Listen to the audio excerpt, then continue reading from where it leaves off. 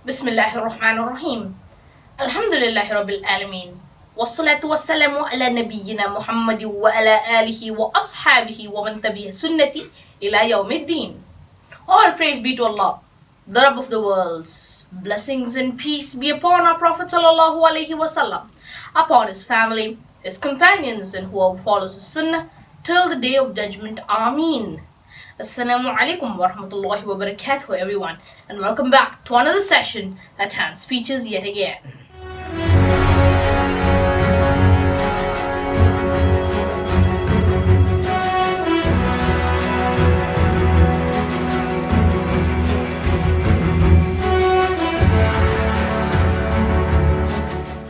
Alright, so we are back with another episode of the Stories of the Prophets. Previously, in the same segment, we discussed the initial life of Hud alayhi salam, a very important prophet in the sight of all Muslims and Islamic scholars. But before that, we discussed the lives of other prophets and very important ones such as Adam alayhi salam, Nuh alayhi salam, Idris alayhi salam, and Sheeth alayhi salam. In this session, you will be watching the continued life of Hud alayhi salam. Stay tuned, and you're watching the Stories of the Prophets.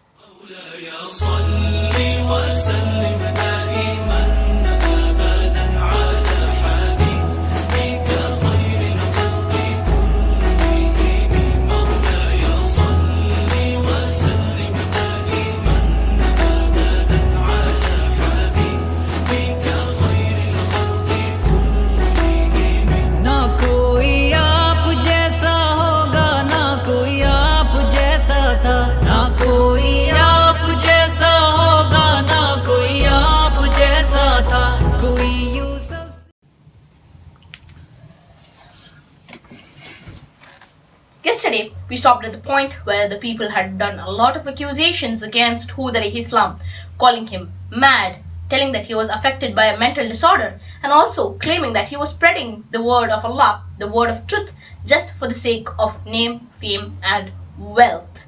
Well, however, all of this is definitely wrong. We all know that. But today, we're going to be continuing the story of Hud alayhi salam and whatever happened after that incident.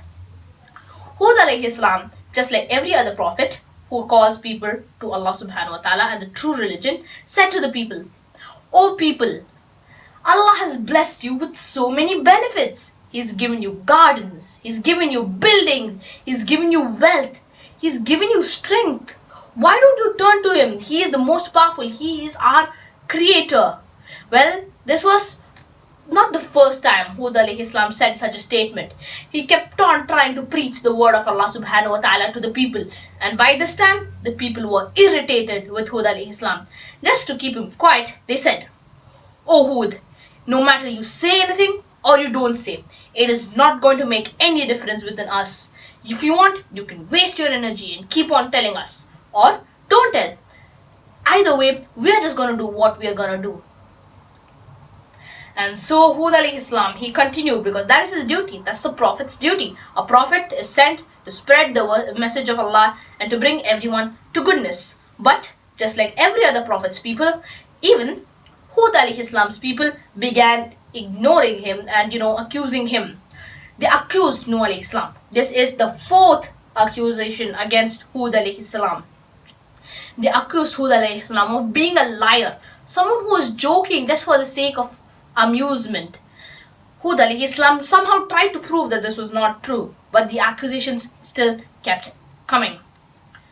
So then people put a challenge in front of Hud alayhi salam.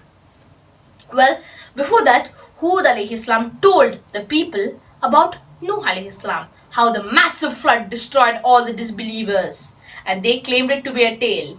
So they put up a challenge in front of Hud alayhi salam. They said, "O Hud, you say if we don't turn towards Allah subhanahu wa ta'ala, we will be facing great punishment. What punishment it is? Bring it on and we'll see what we can do. We are the strongest of all the people." And that is true. Well, the strongest of creations Allah has ever created was the people of Ad. They were mighty, they were very strong. They could smack a person so hard. Hud alayhi salam replied, "O my people, Allah will give the punishment whenever He wants. I am not controlling the punishment. It is not in my hands. But the people kept on challenging him. Like Nuh alayhi salam, Hud alayhi salam did not turn to Allah and raise his hands directly. He waited for a while. He had patience. Time passed. Challenges kept on coming again and again and again. One day, Hud alayhi salam stood up and said to the people, "O people, I am now free from all kinds of trouble from you. If you want, you all can group up and plot against me." Indirectly, Hud alayhi salam tells the people that they can group up and kill him or do some harm to him. Well, if it was a normal person at that time, they would be really, really happy. But these people were like, no, we're not going to do it. Something was stopping them from doing that. They all wanted to do it, but something in their heart was stopping them, like a giant wall or a barrier. That means deep inside the heart, they know the truth that Allah subhanahu wa ta'ala is the creator.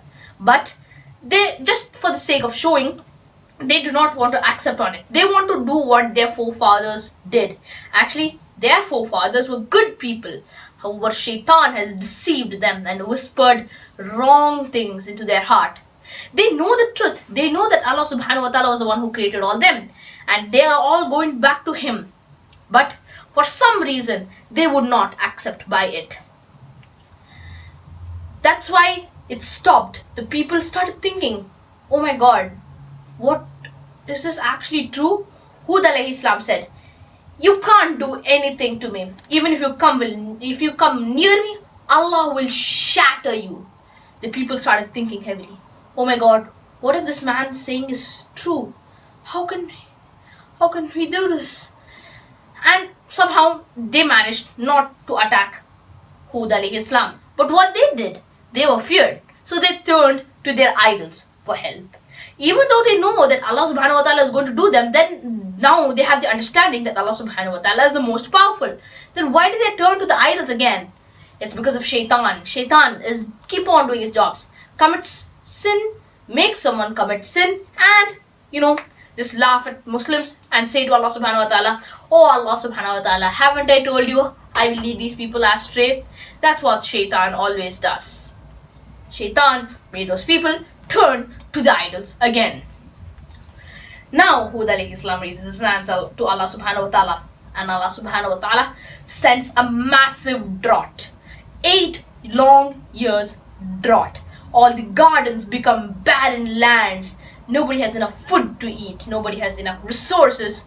It is just like a damn desert. Like sand dunes, just sand dunes and sand here and there. Nothing is there, just the buildings, the people who are struggling, and the people do not know how to do this. So again, they turn to their idols for help. They tell their idols, oh, please bring us rain. We want to eat food again. We want our gardens to grow again. Please bless us with a little bit of rain. Hud alayhi salam comes to the people. Oh my people, if you want rain in the right amount, turn towards Allah subhanahu wa ta'ala. He will bless you with amazing rain. Long, amazing rain. Your gardens will flourish immediately. Also, He will make you stronger and mightier. Well, the people of Ad were already strongest, and now Allah subhanahu wa ta'ala is making them stronger. But they did not want to listen to Hud alayhi salam for some reason, and they kept on begging their idols for rain. One day, Allah sent a large, dense, dark cloud. Looking at that, the people were very, very happy. They were like, oh my God, finally there is rain. Finally we have some food to eat. They were really, really content, but did not know that this cloud was not going to give rain. It was just a mere punishment. And as soon as the cloud came above the valley, a massive, cold, drizzling wind blew. According to the people of Ad, if strong winds blew, then that was a sign of bad omen. So Allah subhanahu wa ta'ala mentions in the Quran, if you consider it a bad omen, let it be a bad omen. Massive winds blew and drove the cloud away. The people were actually struggling in the wind. This time, Hud alayhi salam and some of his followers were kept safe by Allah subhanahu wa ta'ala. And what happened to those people? They were shattered. Not even an inch of them remained. Well, if we know the story of Rayhaan or Pharaoh, we can see his body. We have some remains. Our archaeology has some source and information about him. Story of the Quraysh, we might have some information about them with our archaeological discoveries. But the people of Ad, not a single thing was left back. Everything was shattered to the core. Allah had destroyed and destructed the whole place. Not a single person lived. Not a single building stood. Not a single thing remained on that field. Everybody vanished just like mere dust. And that is how Allah subhanahu wa ta'ala says in many parts of the Quran. No matter how strong you are, remember one thing. There is a person stronger than you. That is Allah subhanahu wa ta'ala. And with that, we will conclude today's session. That's the video, guys. If you like the video, please like, share and subscribe. Click here to subscribe. Click here to watch another video. That's it for today. Jazakumullahu khairan. Subhanakallahumma wa bihamdik. Ashhadu an la ilaha illa anta astaghfiruka wa atubu ilaik.